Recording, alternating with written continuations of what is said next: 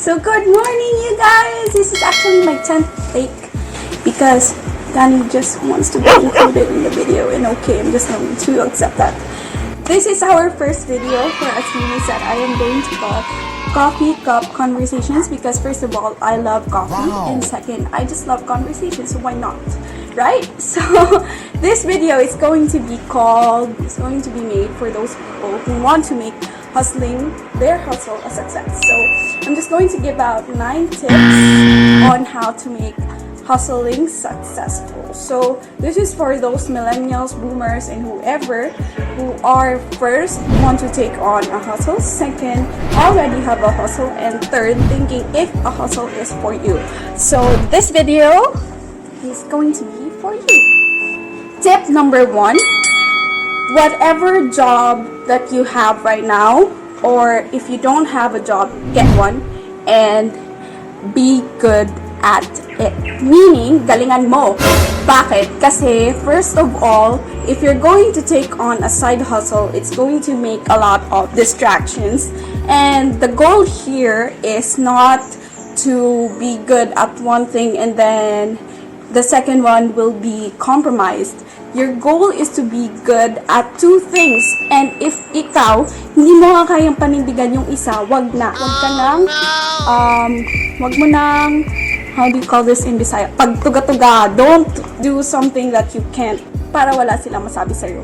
Because if you're going to take on a side hustle and you have a full-time job, your bosses are going to practically think that you're not focused in your current job, and in the future it might be an issue for you.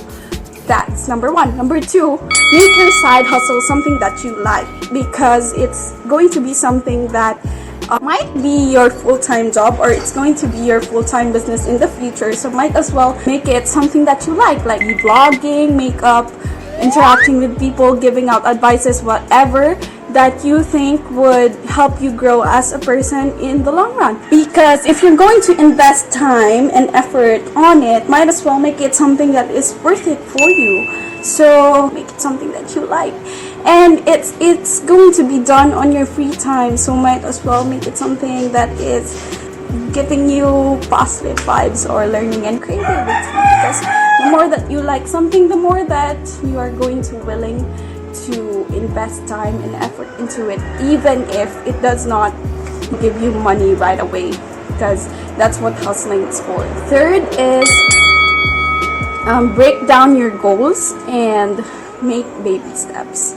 Because even if your focus or your long-term vision is in the long run, you have to make sure that you know how you're going to get there by breaking down your goals into specific steps on how you're going to do it.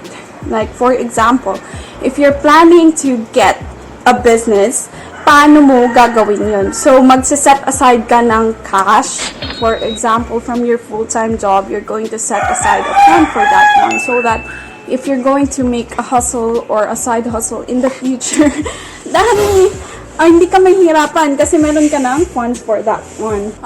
Fourth advice is don't put on a side hustle debt, or wag kang umutang para magkaroon ka lang ng side hustle. Because basically, you're spending money that you don't even have a sure return from yet. So, it's not practical to do that na meron ka na agad expenses na wala ka pang income and hindi ka pa sure.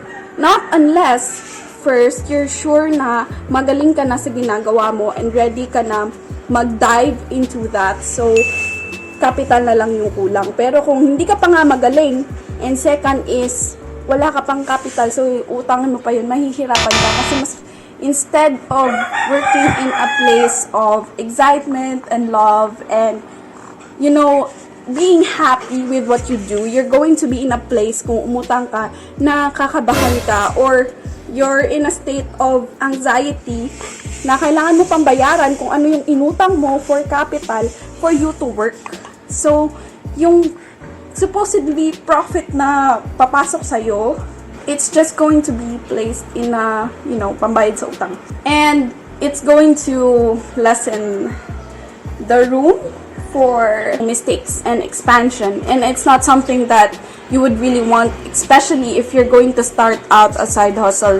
You want to make as much room as you can for mistakes. So gusto mo makipaglaro, or if you want to pay to, put out a side hustle, use your own money, your savings, whatever that is, before you take it on. Huwag kang umutang. That's just it.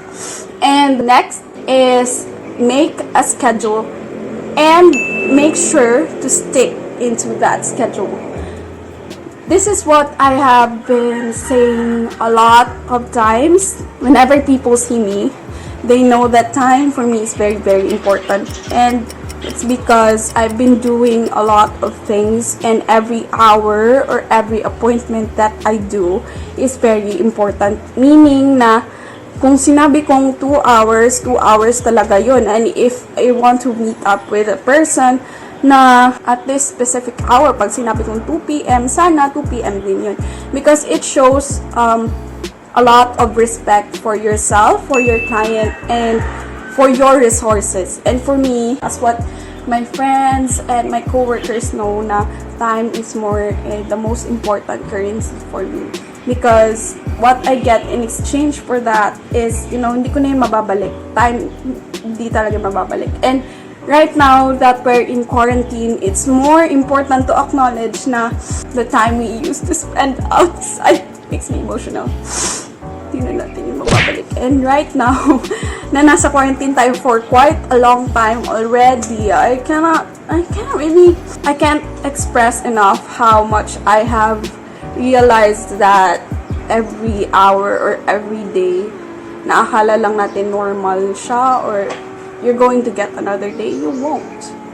Because that's just it. That's just life. One day you're outside going to the mall, the next day you're stuck in quarantine for how many days, and you don't even know kailan talaga siya malilift or kailan matatapos itong corona na to. So with that said, I just want to request everybody to please stay inside your homes if you don't need to go outside.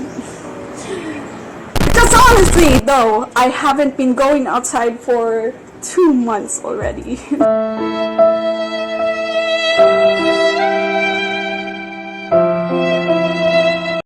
And that's because I care for everybody else. I don't want anybody else to, get infected. If you don't need to go outside, don't. And wash your hands and wear masks if you have to. And just, trust the process. And next advice is, hear me out. This is for everyone out there who are single and those who are planning to get partners. Don't get a boyfriend or a girlfriend if you're planning to do a lot of side hustles, because first, it's going to be very hard to balance everything emotionally, financially, your time, your effort, and everything. And it's going to be a lot of a distraction. Let's be honest here. Not unless, of course, first your partner understands that you're going to do the side hustle thing for you and your future and the future of your partner, if you're considering that person for you in the long run. And second is if your partner is willing to compromise, meaning kailangan niya maintindihan na your world does not and will never revolve just around him, because hustling is not a thing for people who are lazy and people who are just, settling for whatever they have right now. Because basically you're considering to do a side hustle because you want a better future and you want better finances or better income in the future or better learning, or just want to grow yourself more in the future. And if you want to have a partner who is not willing to be with you on that journey, might as well not get money in the first place, okay? So sis, you have this, you got this. And last two of my advices. First is know why you're doing this. This advice may or may not be the most important advice that I could give out there, because if you don't know why you're doing something, you're going to get bored. You're going to give up easily. You're going to ask a lot of questions regarding if this is all worth it, or is it going to give you something in the long run. Because basically, if hindi mo alam kung bakit mo ginagawa ang isang bagay, mapapagod ka. Kasi doing side hustling does not give you money right away. It does not guarantee na magkakapera ka kaagad. But it takes a lot of patience, it takes a lot of effort, it takes a lot of guts, it takes a lot of will. And for you to have all of these things give you enough power or enough drive for you to do all of these things, you have to know why you're doing something. And lastly, be smart in your investments. So it's good to have a lot of side hustles so that you would get a lot of income. But in the long run, you have to invest it on something else so that your money will grow while you're not working. So I'm going to make a separate, video. Separate na video so saan magandang mag-invest ang mga beginners and how you're going to get the best out of your investments sa time, sa money, and sa effort. But basically, if you want to, learn more on how you're going to do and invest a lot of things, because in the long run, what you're earning in a side hustle or hustling will give you just enough money right now so that you can, use it at a later future. Let's say now you're doing good in your current hustle and you're getting a lot of money from whatever that is, and then hindi mo rin siya ginamit in a proper way. So, mauubos at mauubos yun. Not unless you're going to make a stable, structure on how you're going to utilize it, na in the future, it's going to still make you one heck of a hustler. And you might not know, we might be dealing with a future millionaire. So, if you ever have questions or if you want to know more about whatever I am talking about, just message me. Don't be shy, and then just continue to be yourself and shine whatever thing that you're doing. I know, guys, this quarantine time is very, very tough, but so are we. We're not made to break. And this is our first episode again for Coffee Cup Conversations, and check you out for next week. Sa classroom may batas, bawal lumabas o bawal lumabas. Pero pag sinabing nag-comply ka, na bawal lumabas. Pero may ginawa pa sa pinagbabawal nila. Inayos mo yung law ng classroom nyo at sinabit mo ulit. Ay, pwede na pala ikaw lumabas.